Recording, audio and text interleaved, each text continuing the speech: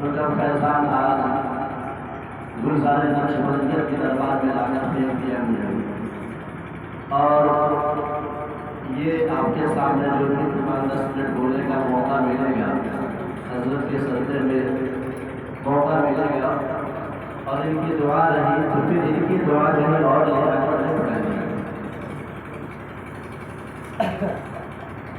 یہ مقدر آئینے کرن سے نوری کرن سے جگمگا اٹھے. یہاں پر مقدر جو لکھا گیا ہے چھوٹی کام سے لکھا گیا ہے. مقدر چھوٹی کام کا معنی ہوتا ہے جو دل میں بغض و کینہ ہوتا ہے وہ کیسے صاف کیا جاتا ہے, کیسے صاف ہو سکتا ہے. اسی کے بارے میں حضور اشرف العلماء لکھتے ہیں مقدر آئینے نوری کرن سے جگمگا اٹھے, شبیر مطلع صبح سعادت کی ضیا کیا ہے. اور زمین تربت کی افضل خلد اور عرش معلیٰ سے, زمین تربت کی افضل خلد اور عرش معلیٰ سے بصیرت ہو تو دیکھو روضہ خیر الورا کیا ہے. بصیرت ہو تو دیکھو روضہ خیر الورا کیا ہے. یعنی آقا علیہ السلام اس دنیا میں تشریف لائے تو یہ زمین اتنی بابرکت اور افضل ہو گئی کہ یہ جنت اور عرش معلیٰ سے بھی بلند ہو گئی.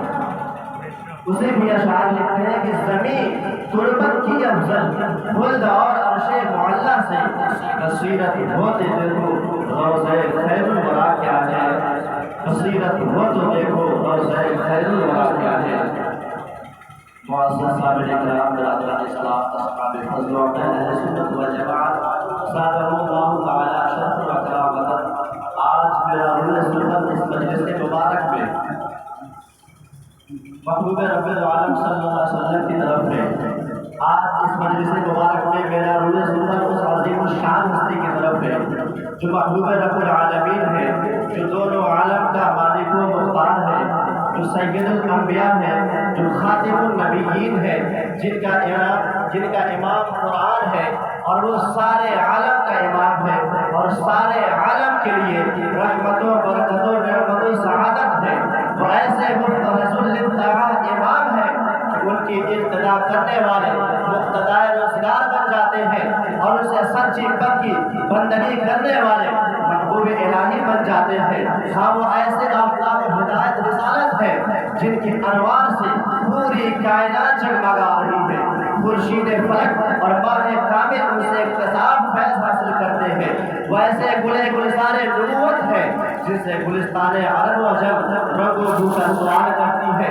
وہ ایسے ہادی و رہنما ہے جن کی ہدایت و رہنمائی سے انسانی دل بیت الحکمہ اور بیت المقدس بن جاتا ہے اور مومن کو وفادار شخص زندہ دار کو حقائق و معارف و دلائل قدرت اور صحیفہ کائنات کا مطالعہ اور مشاہدہ رسانی فرمایا جاتا ہے.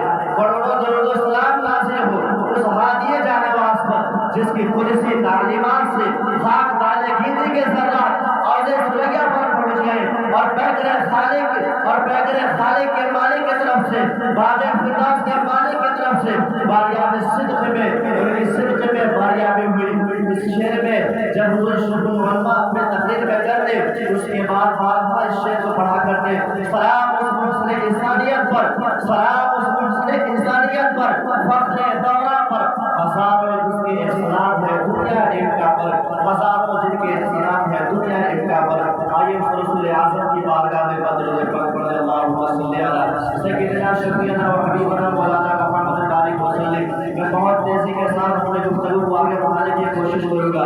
آپ کے سامنے گلزار نقشبندیت شہنشاہ نقشبندیت میں جو چشم و چراغ آپ کے سامنے گلاب کی طرح کھلتے ہوئے آپ کے سامنے تشریف فرما ہے, ان کی نورانی چہروں میں زیارت کیجیے. اور انہیں کے بارے میں امام محمد رضا نے ہمیں ایک نظریہ پیش کیا تھا. دنیا کے جتنے شاعر تھے اپنے قلم کو لکھا, اپنے قلم کو اٹھایا, بارگاہ رسول میں جب پیش کیا اور ان کے نام کے جب اپنے بارگاہ رسالت میں پیش کیا, ان کی تعریف بیان کی, ان کے توصیف کو بیان کیا, اس سبوں نے الگ الگ شعر میں کسی نے نواسا کا ذکر کیا تو کسی نے رسول کا ذکر کیا. لیکن اسی دنیا میں ایک عظیم ہستی وہ بھی ہے, وہاں جانتے ہیں وہ کون عظیم ہستی ہے. وہ عظیم ہستی اسی دنیا میں اور اس دنیا کے اندر اس ہندوستان میں اس بریلی کے تاجدار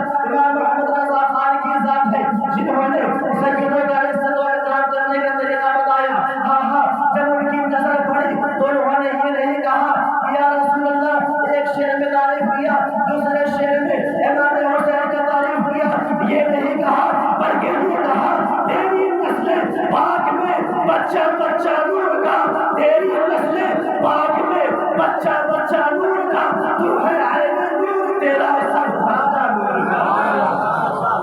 یہ بریلی کے تاجدار ہیں جنہوں نے عظمت مصطفیٰ کو بیان کیا، عشق رسالت کو بیان کیا، اولاد رسول کی تعظیم و توقیر کرنے کا بیان کروایا۔ میرے دوستوں بزرگوں نے اپنی رسالت شروع نہیں کی ہے، لیکن وقت کی رہی ہے، ہم تبلیغی کلمات پانے میں کافی وقت، لیکن آپ کے سامنے میں چند قرآن کا آیت پیش کر کے دوستوں کو بتاؤں گا۔ بڑے بڑے آپ کے سامنے 10 منٹ ہمارا ہو چکا ہے۔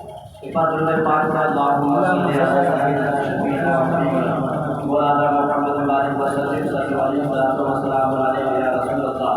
میں آپ کو ایک نظر دینے کی کوشش کرتا ہوں، آپ سننا چاہ رہے ہیں؟ ذرا بولیے سبحان اللہ۔ یہ محمد سے وفا توڑے، یہ محمد سے وفا توڑے، تو حق تیرے ہے، یہ جہاں چیز کیا یہ جہاں چیز کیا لوح قلم تیرے ہے۔ معزز سامعین اکرام، میں آپ سے ایک سوال کرتا ہوں، یہ جو آپ نے خود سنا، یہ جو مرکری، یہ جو لائٹ، یہ پنکھا، یہ روشنی کا انتظام کیا، کیا آپ کے پاس کوئی ثبوت کیا اس سے ہمیں فائدہ ملنے والا ہے آپ کے پاس جواب؟ اس سے کرنے کا ثبوت آپ کو کہیں سے ملتا ہے؟ آپ کو کہیں سے نہیں ملے گا۔ سنو میں جواب دیتا ہوں، قرآن سے دلیل دیتا ہوں۔ یہ جو آپ نے فرش بچھایا ہے، آپ نے جو آسمان کا شامانہ نہیں لگا سکتے،